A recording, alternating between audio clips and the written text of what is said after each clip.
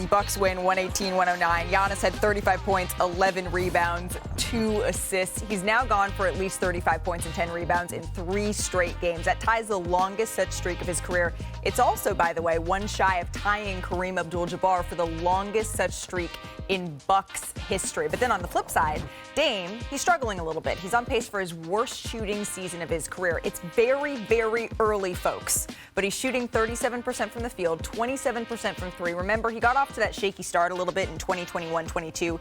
He pulled it together a bit, but never fully got back to that elite level that we're accustomed to seeing from Damian Lillard. Of course, he only played 29 games in that season. But when you look at the out-of-this-world play at times of Giannis Antetokounmpo, the struggles of Damian Lillard, Zach, where do you fall? How concerned are you about Milwaukee? I think they were number 2 on your concern list yesterday. No, they were number one. They were number 1. The Clippers, and people were like, what? The Clippers should be number 1. You clearly did what? I have a lot of trust in Ty Lue. That's why the Clippers were number 1. I think you had it right there. They should be higher. When I watch the Bucks, it just doesn't look right. Something's not flowing right. The chemistry between Dame and Giannis just isn't where we all thought it would be. They're not running that many pick and rolls together. When Giannis goes to the bench, you kind of wait for Dame to go into takeover mode, like Portland-level Inferno takeover mode. Yeah. And it just kind of doesn't happen. Their depth is shaky and got shakier yesterday with Jay Crowder undergoing surgery. They just look kind of slow. 8 weeks out for Jay Crowder. And, yeah, he's going to be out a while. They're going to be fine. They have 2 of the 15 best players in the league and maybe an MVP candidate in Giannis, but they have not looked good to me. Even in their wins like last night, they have not looked like I thought they would look. Yeah, well, Rome wasn't built in one day. We all know great things take time. It's going to take time. It's early in the season. This is the first time Dame has ever been second fiddle. He's never been in this position where he's had to take a backseat to anybody. It's going to take a lot more than, 10, 11 games in for him to really get his rhythm. I'm not really focused on his shooting and his percentages. He's going to be fine. But the defense doesn't concern you? It is. I mean, listen. Because I'm not saying Rome needs to be built in a day, but I am saying the Bucks have been building this for years and years and years, including it culminating in a championship. You get rid of Drew Holiday, one of their defensive anchors, but you still have Brook and you still have Giannis. No doubt. They lose a lot losing Drew, especially on the defensive side. Yeah. But what Damian can do in the fourth quarter is something that, as much as I love Drew cannot do. And we were all singing a whole different tune after the first game when he had 40-plus points and hitting the game-winning shot. This is a guy come crunch time, down the stretch, playoffs.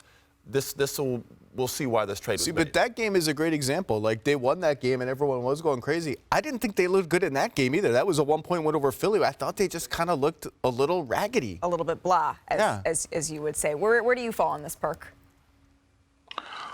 My question is, why do they look flawed? Like Zach pointed out, it doesn't look good watching them on offense. Dame and Giannis not running that many pick and rolls, and their defense have been atrocious. It's been that bad, and so when I think about that, my thing is I look at what's the other adjustment that they made this offseason, and I got to look at Adrian Griffin, because my thing is that if you have the attention of this locker room, if you're imposing your will, obviously it's going to take you time to try to define and get things under order on the offensive end. Right. But the defensive effort that I've been seeing out of those guys like Malik Beasley, Dame Dollar, Pat Connaughton, I'm watching them fight over screens or not fighting over screens. I'm watching Giannis and Brook Lopez. Sometimes they want to anchor the defense to protect the basket. Sometimes they don't.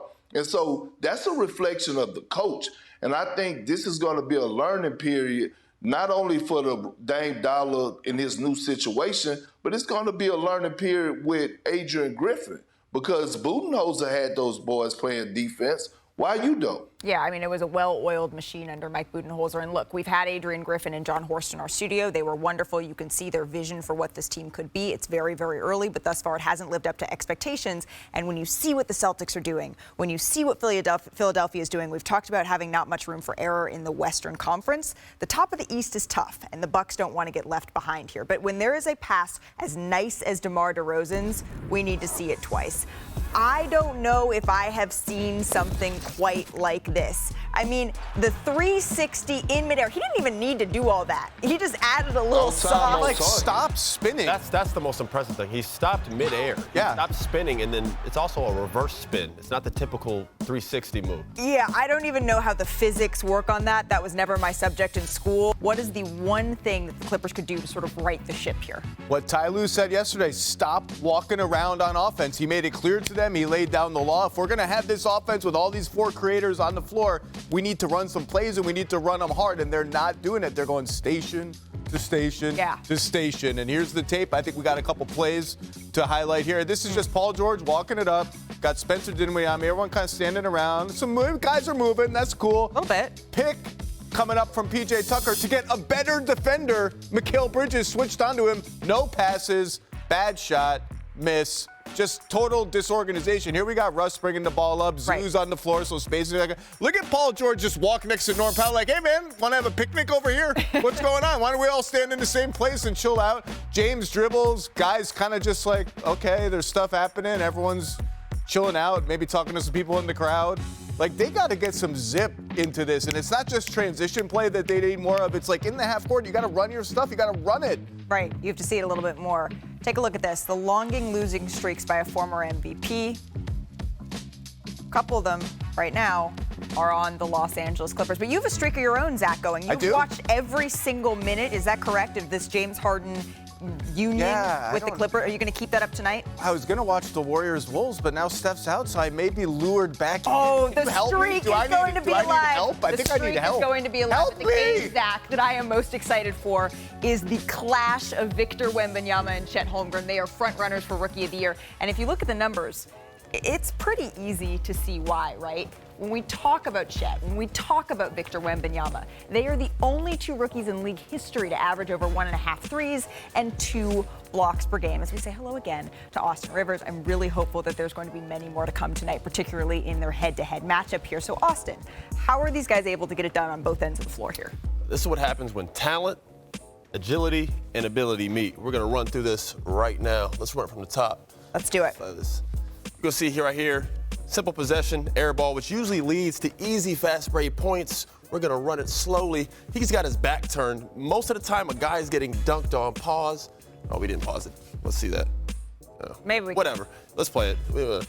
He ended up blocking that. He's a foot above the rim going that, and then he comes out of bounds and blocks it again. Right. I mean, that 9 out of 10 times the big is getting dunked on, and then Victor busts out on the break. We're going to go to the next clip with Chet. Watch this. I love this play by Chet. I'm going to run it a little faster.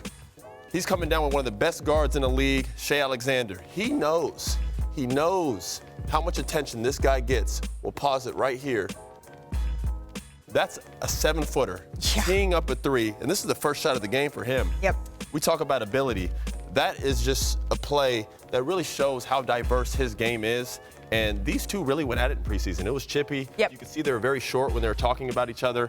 I really look forward to them going at it tonight, and not only tonight, but for the next decade. Yeah, I mean, their rivalry dates back to FIBA. They know. They have these games circled on their calendar, and I expect this to be a downright battle. Let's take a look at the prop bets for tonight with the odds by ESPN. Bet Wemby is at 20.5 points, 9.5 rebounds, 2.5 blocks, while Chet's over-unders are set at 15.5, 7.5 rebounds, and then 1.5 blocks.